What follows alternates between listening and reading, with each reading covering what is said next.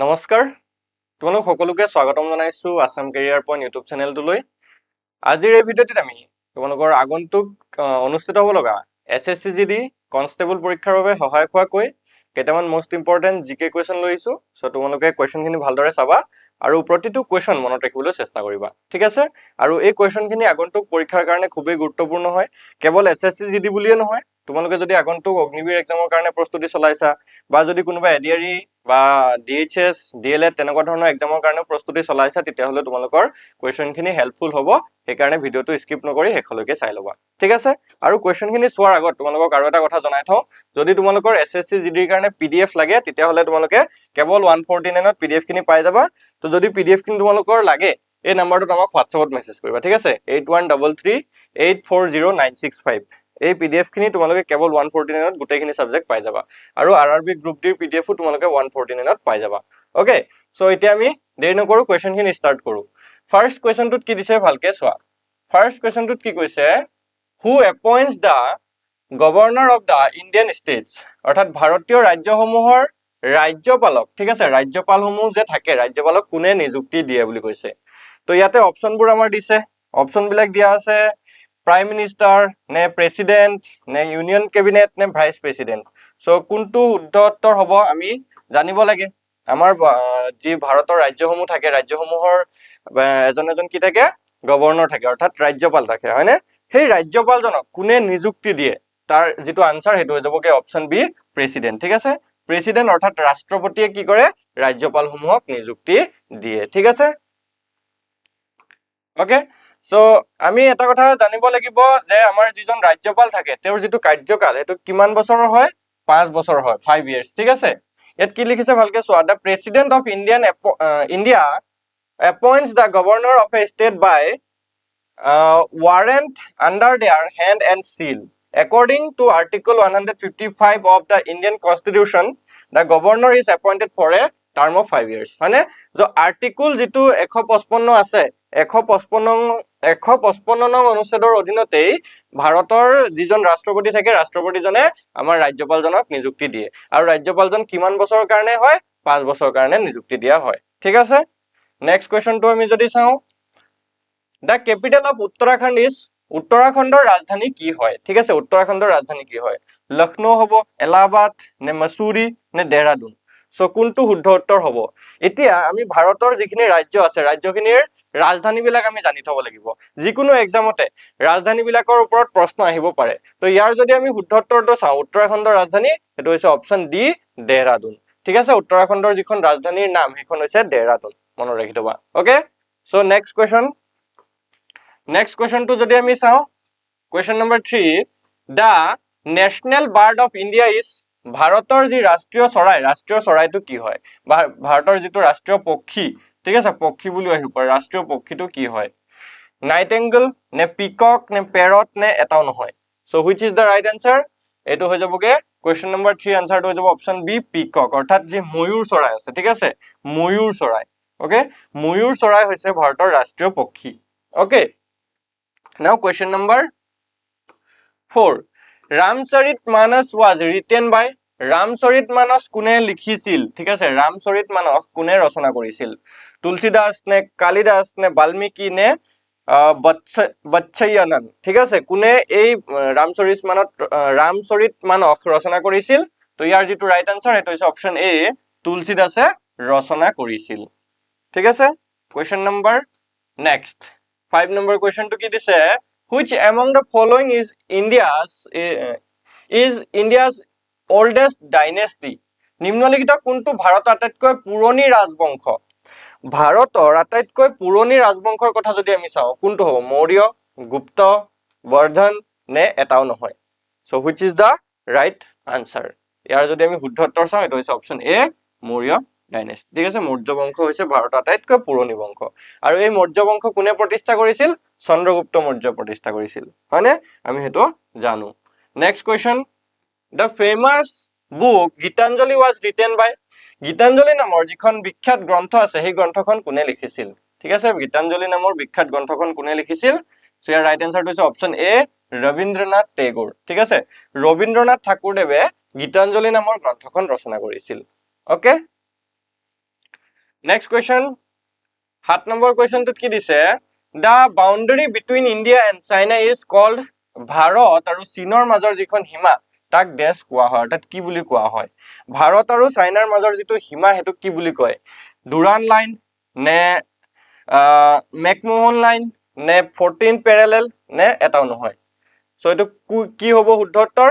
তো ইয়াৰ যেটো শুদ্ধ উত্তৰ এটো হৈছে অপচন বি মেকমোহন লাইন বুলি কোৱা হয় ঠিক আছে কোৱেশ্চন নম্বৰ 7 ৰ আনসাৰটো হৈছে option B McMahon line okay যেটো ডুৰান লাইন আছে এটো আফগানিস্তান আৰু পাকিস্তানৰ মাজৰ এটা সীমাৰেখা হয় okay next Paris is situated in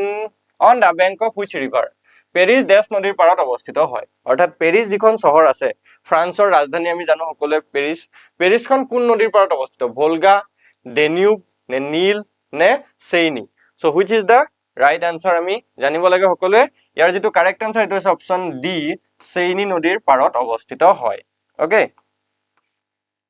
next question which one of the following places is associated with the death of Buddha নিম্নলিখিত কোনখন ঠাই বুদ্ধৰ মৃত্যুৰ হৈতে সম্পৰ্কিত হয় বুদ্ধদেৱৰ মৃত্যুৰ হৈতে কোনটো ঠাই সম্পৰ্কিত হয় কি দিছে অপচন ৰিম্বিক ভিলেজ অপচন বি দি আছে বৈশালী সি দি আছে কুশীনগৰ দি আছে নালন্দা তো ইয়াৰ যেটো ৰাইট আনসাৰ এটো হৈছে অপচন সি কুশীনগৰ ঠিক আছে বুদ্ধদেৱৰ মৃত্যুৰ হৈতে সম্পৰ্কিত যেটো স্থান হেতু কুশীনগৰ হয় ওকে নেক্সট কোৱেশ্চন টু দিয়া আছে Question number 10. Vande Mataram, the national song, has been adopted for which of the following books? নিম্নলিখিত অৰ্থাৎ কোনখন কিতাপৰ বাবে ৰাষ্ট্ৰীয় গীত বন্দে মাতৰম গ্ৰহণ কৰা হৈছে ঠিক আছে কোনখন কিতাপৰ বাবে গ্ৰহণ কৰা হৈছিল সো ইয়াৰ যেটো শুদ্ধ উত্তৰ এটো হৈছে অপচন বি আনন্দ মঠ ঠিক আছে আনন্দ মঠ গ্ৰন্থখনৰ বাবে বন্দে মাতৰম যেটো গীত আছে ভাৰতৰ ৰাষ্ট্ৰীয় গীত বুলি কয় ঠিক আছে ৰাষ্ট্ৰীয় সংগীত নহয় ৰাষ্ট্ৰীয় সংগীত হলে জনগণ মন হ'ব ৰাষ্ট্ৰীয় গীত হলে বন্দে মাতৰম হ'ব এটো আনন্দমঠ গ্ৰন্থৰ বাবে লোৱা হৈছে ঠিক আছে নেক্সট 11 নম্বৰ কোৱেশ্চনটো দিছে the parliament of Russia is known as ৰাছিয়াৰ যি সংসদ আছে সেই সংসদটো কি নামে জনা যায় ৰাছিয়াৰ সংসদক কি নামে জনা যায় ইউএন হ'ব ডুমা হ'ব নে কংগ্ৰেছ নে assembly so which is the right answer তো ইয়াৰ যেটো কাৰেক্ট আনসাৰ এটো হৈছে অপচন বি ডুমা ঠিক আছে ৰাছিয়াৰ ৰাজধানী কি বুলি জনা যায় ডুমা বুলি জনা যায় নেক্সট কি দিছে when was SAARC established SAARC কেতিয়া প্ৰতিষ্ঠা হৈছিল ঠিক আছে SAARC কেতিয়া প্ৰতিষ্ঠা হৈছিল 1975 নে 1985 নে 1965 নে 1995 সো ইয়াৰ যেটো শুদ্ধ উত্তৰ এটো হৈছে অপচন বি 1985 ত প্ৰতিষ্ঠা হৈছিল ঠিক আছে 1985 ত প্ৰতিষ্ঠা হৈছিল SAARCৰ যেটো ফুল মিনিং ইয়াত দিয়া আছে ফুল ফৰ্মটো South Asian Association for Regional Cooperation okay আৰু এষ্টাবলিশ হৈছিল 1985 ৰ 8 ডিসেম্বৰ তাৰিখে তো তললৈ গুছি গল 8 ডিসেম্বৰ ঠিক আছে 8 ডিসেম্বৰ তাৰিখে ইয়াৰ যেটো কোড এষ্টাবলিশ হৈছিল ঢাকাত এষ্টাবলিশ হৈছিল ঠিক আছে ঢাকা যেটো বাংলাদেশৰ ৰাজধানী হয় ঢাকা তাত এষ্টাবলিশ হৈছিল next question who is the author of the book guide ঠিক আছে সো গাইড যিখন কিতাপ আছে ঠিক আছে গাইড নামৰ যিখন গ্ৰন্থ আছে সেই গ্ৰন্থখনৰ লেখক কোন হয় ভিএস নাইপল নে ৰবীন্দ্ৰনাথ টেগোৰ নে আৰ কে নাৰায়ণ নে চাৰ্লছ ডিকেন সো কি হ'ব ইয়াৰ কাৰেক্ট আনসাৰ